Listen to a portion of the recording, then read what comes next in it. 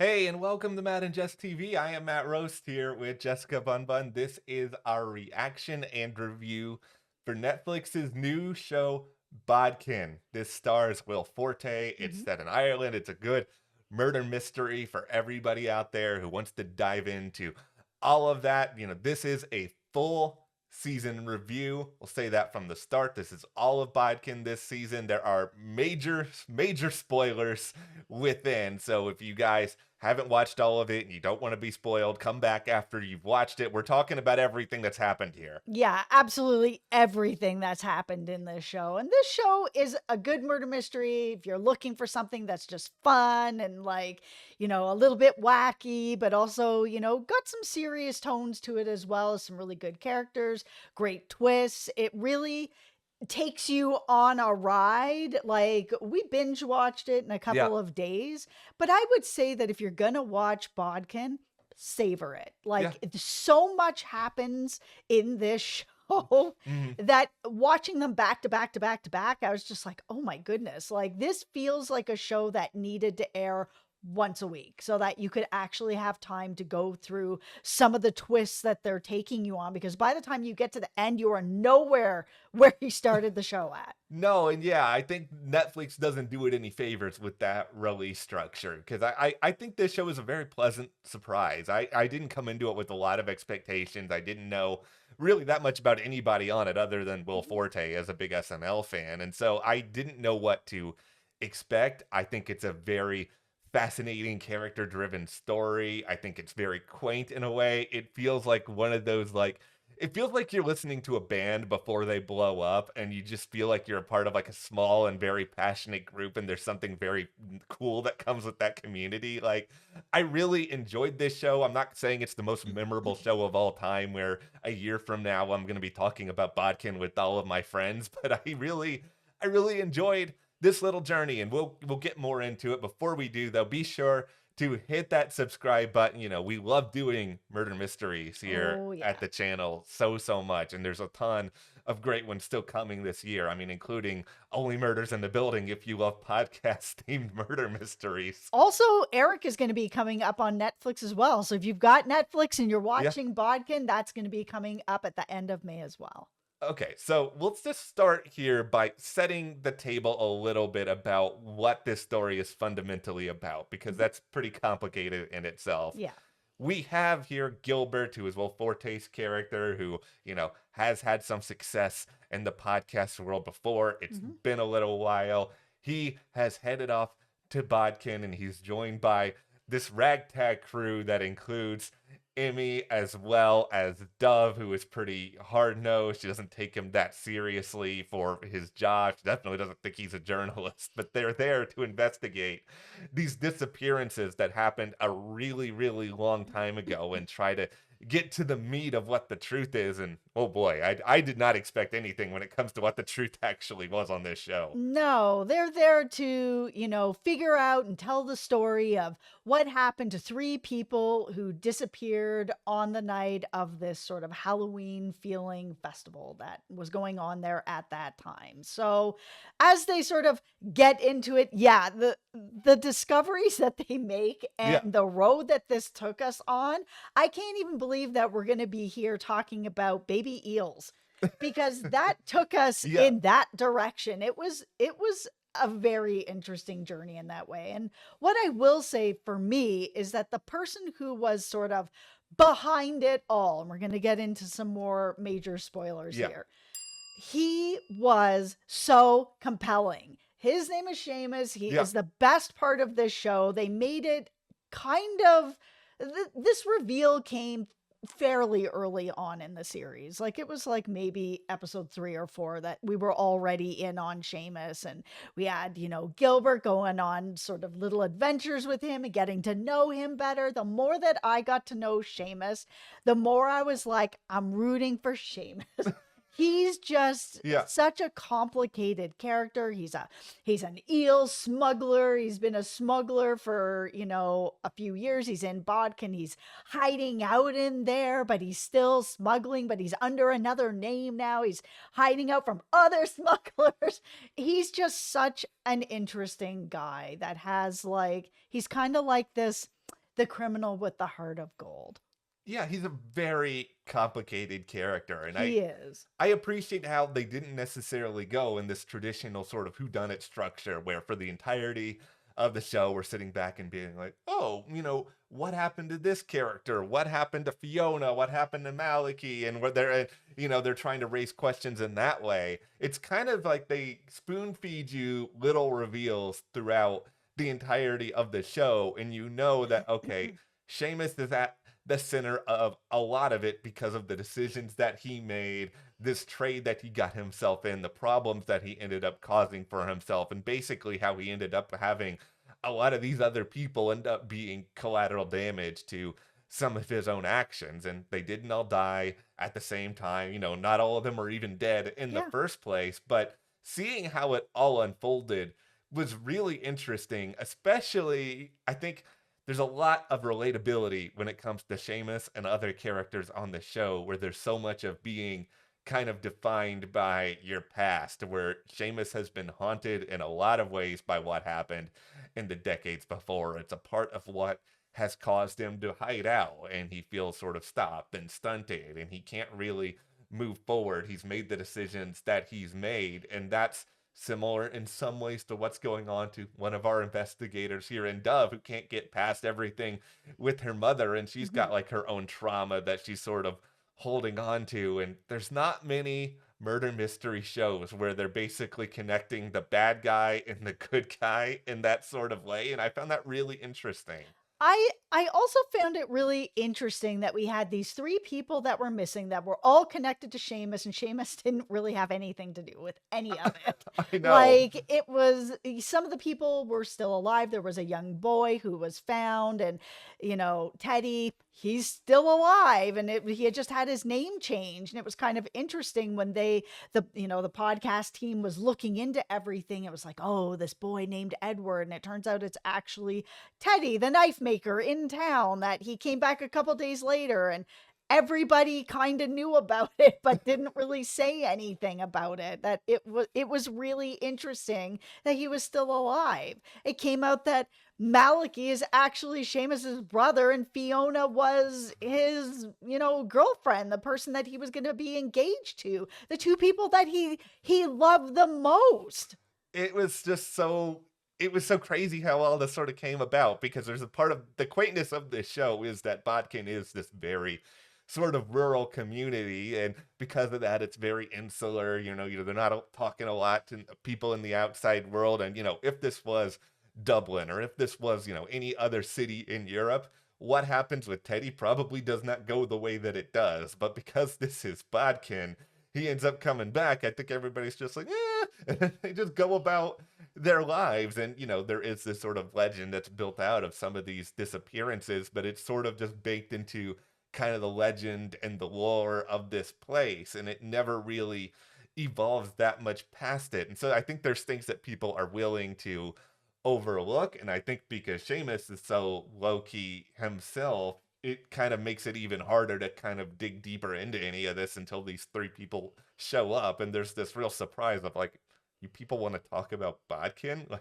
you're here? Why is all of this going on? Okay, let's talk about Gilbert, because put on your hard All hats. right, all He's the right. weakest part of the show for me. So he's the podcaster that, has had some success in podcasting. He's not having as much success anymore, but he's out there doing this story. And, he had some success before because he was talking about things that were very personal to him. And as we know, in sort of YouTubing and podcasting, Yeah. the more genuine and open people are about themselves, the more people connect. People want to connect to other Yeah. people genuinely. Nobody wants somebody who's fake. And so he was out there podcasting about what was happening to his wife, who was having a battle with cancer. She did not agree to have her whole life out there, and it has really hurt their marriage to the point that she's done and she wants to get divorced. And that's all I really ever learned about Gilbert. I didn't really get that much deeper into him,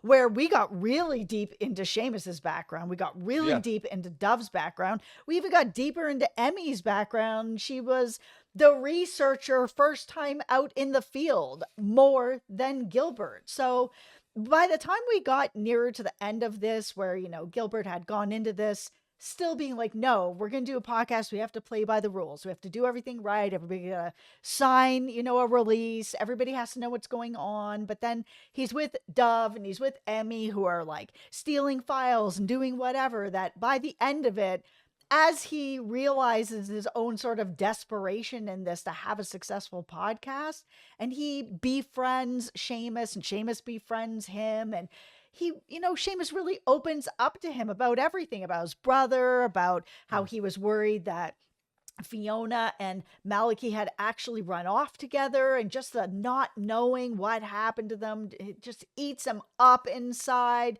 And Gilbert decides that he's just going to record everything that Seamus says. Seamus has helped him out of like a debt that he got out there. He's opening up to him. He's doing everything to sort of help Gilbert, and Gilbert's pretending to help him. And by the time we get to that reveal where Seamus has found out that Gilbert is recording him this whole time, like, I just didn't feel bad for anything that was happening to Gilbert. And that made this show more difficult for me. Like, I think you're higher on this show than I am. I liked it, and I really liked the twist. Like, the twist that they felt at first like they were coming out of nowhere. It was like, oh, this is about smuggling eels. I'm like, smuggling eels? What's going on? But there's other characters that were saying what I was feeling, that were like, smuggling eels? Like, what is happening here? I was like, yeah, I feel that way too.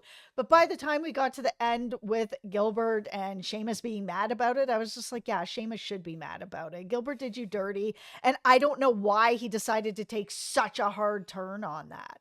I think the biggest issue with this show may just be that it takes a little bit of time to really get into it. And I think we're in this era where people do not have a lot of attention spans. Like, let's be honest here. Like, it probably takes a couple of episodes, and this is not a long show. This is only 7 episodes, but it probably takes 2 for it to really, really get going. And, for me with Gilbert, I didn't really fully grasp onto him as a character until the finale, and that's a long journey, and that may not be a long journey. That may not be something that a lot of people are willing to take, and I understand that, because Gilbert, he's not an altogether likable character for a lot of this. Like, he exploited his wife. He is somebody who has been lying to Seamus. Like, Seamus may not be a perfect person, obviously, by any means, but here is Gilbert, like, deliberately, secretly recording him, getting all of this information, and he thinks that he's doing it for, like, these benevolent reasons to tell stories, and he's just lying to himself for the entirety of this show when it comes to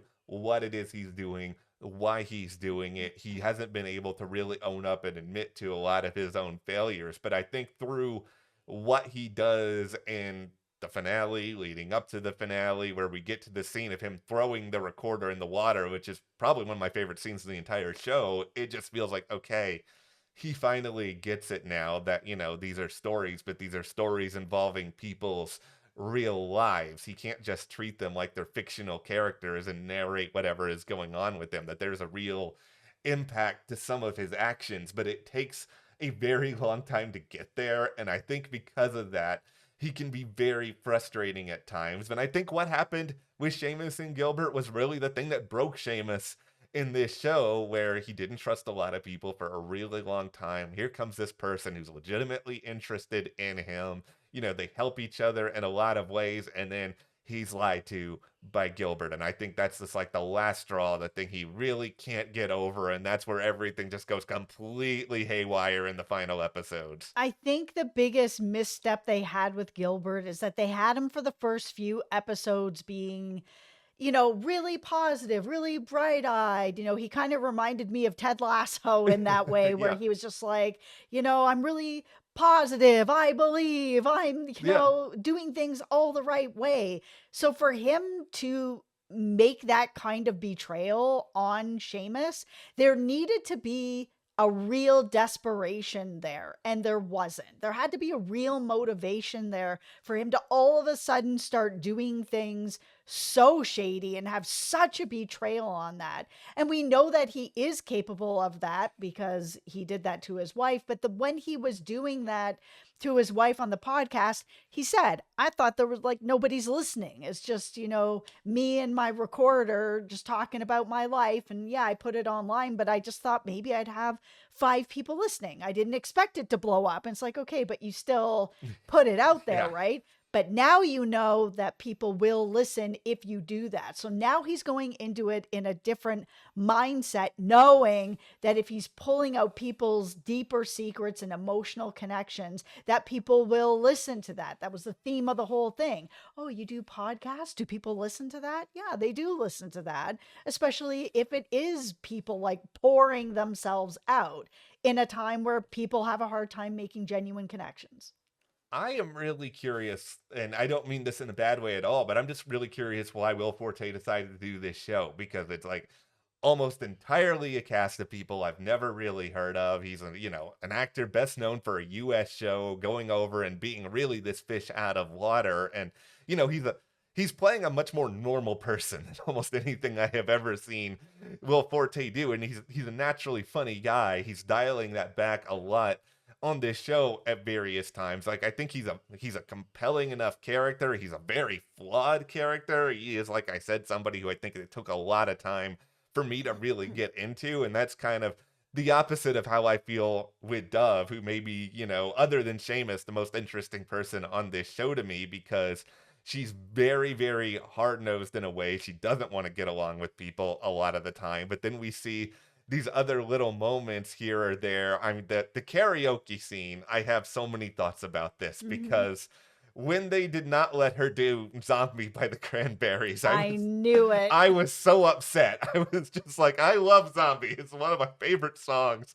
How are you doing this to me? And then she ends up doing You Were Always on My Mind. It says, like, this is not even remotely the same, but I I really, knew that Cranberries thing as soon as it came up. I also love the yeah. Cranberries. Anytime we have a games night over here, it's like, okay, what do you want to listen to? Cranberries. Yeah, I love the Cranberries. I love that song. But no, I think that the layers to that character are really, really interesting. I even like how she did play the singing, where it's like, it's obvious that she's a pretty good singer, the actress in real life, Mhm. but she intentionally made it so that, you know, Dove was a good singer, but she was also still believable as a normal person who is singing. And I think that's really, really complicated. But I was really into her arc. I was into everything that happened. I think episode 6, where you're really kind of diving deep into what happened to her mom and that whole history, like that was almost like a psychological drama at points. And I love where they left off her character, where now she's going to kind of actually stay up there and speak to the sisters and understand more of their truth and kind of take this different path in her life. Dove was a really interesting character. I mean, when we first run into her, she's a journalist at The Guardian, and Yeah. she's working on this case where her informant ends up unaliving himself after he finds out that his name has actually been put out there, after she said she was going to make sure that he was protected, his name would never be out there. And they end up sending her off to do this other thing while they sort out the mess that she's left behind. At first I was like, I don't believe that they would send her away while they're like trying to figure this out. This is like a pretty big deal. Mhm. But I was like, you know what? I'm going to go with it. I know that from the trailer, that there's some silliness that's about this show as well. There's some Yeah. laughs in this show. It's a more lighthearted show. This isn't like Under the Bridge, where you No. go in and you come out of an episode and you're like, man, I just feel bad. Yeah. You go into these episodes and you know that there's a little bit of lightness, silliness, fun with it, but there's also a really good mystery. So when you get out there, and she's very much like, I don't want to go back, because this is where she's from. I don't want to go back. I don't want to be out there.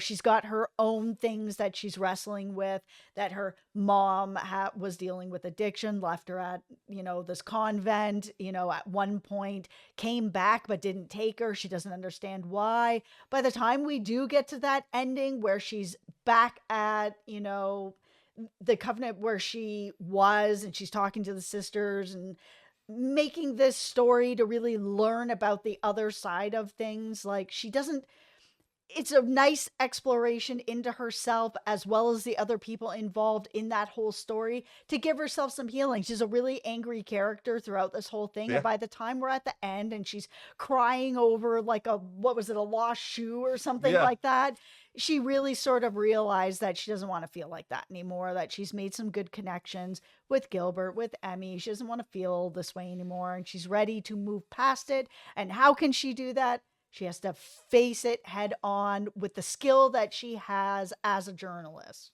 I think there's a real arc for all of these characters. I mean, Emmy's probably my least favorite of the three just because I didn't feel like I got as invested with her over the course of this as I did Gilbert, as I got Dub. But she was certainly interesting in her own way. And I like how the show sort of paced things out where you got to see different points of views of all of them throughout the episode, how they each kind of were successful at getting some pieces of this together. I mean, one of the other things I'm very curious about, could you do another season of this where you basically pick up these characters, these three, from what they've gone through, and then you just put them somewhere else? Like maybe there's another sort of rural community that you go through. No, they've set it up. It's that story that Dove is telling about herself and about what she went through. She just needs to pull in Emmy and pull in Gilbert and be like, I want to tell my story, because her story is very interesting Yeah. and we only scratch the surface of it.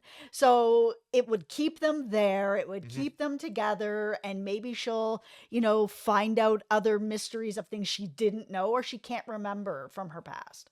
I'm curious to see how this show does because honestly, I have a hard time getting a read on things. I know Netflix shows can very much disappear into the void very fast. I'm worried because Will Forte's always been like this underrated guy who's got a core fan base, but a lot of I've this. never heard of Yeah, them. well, that's the thing. A lot of the stuff that he's chosen to do, even the stuff that's been good, has just not always found a big commercial audience. And so Yeah. I'm worried that this show is going to get lost. Like I said at the start, it's not the most memorable show in the world. It's not one that I think people are going to be screaming about a year from now, but it's a very enjoyable watch. It's a great way, I think, to just spend a weekend, immerse yourself in this community, and you walk out of it feeling like you got something out of this show, that maybe there's something you can take away and apply to your own life on some sort of emotional level. So I'm very glad to have gone on this journey. I think the biggest issue that this show is going to have is there is a million and one series and movies Yeah, on Netflix.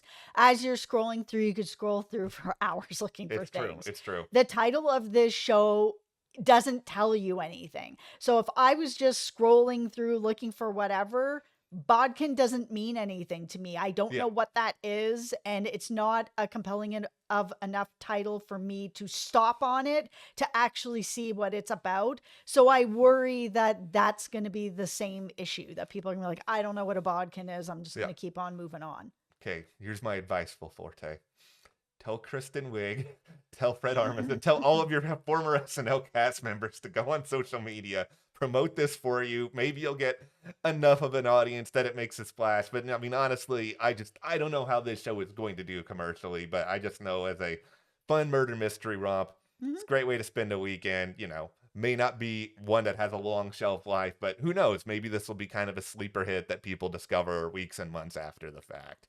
If I'm being honest, I don't think that that's what's going to end up happening. I hope that Mhm. you're right because, there is a charm about this show and there is a lot of good things about this show. The mystery is really good. Yeah. Seamus, excellent. Dove's story, really good. Like there are some really good things about this show, but I do think that it's going to be hard to keep this as sort of one of the top shows of the year kind of thing with everything that's coming out and a lot of the murder mysteries that, we've already had. People are still talking about True Detective this last season, but Yeah. I don't know that they will be talking about Bodkin.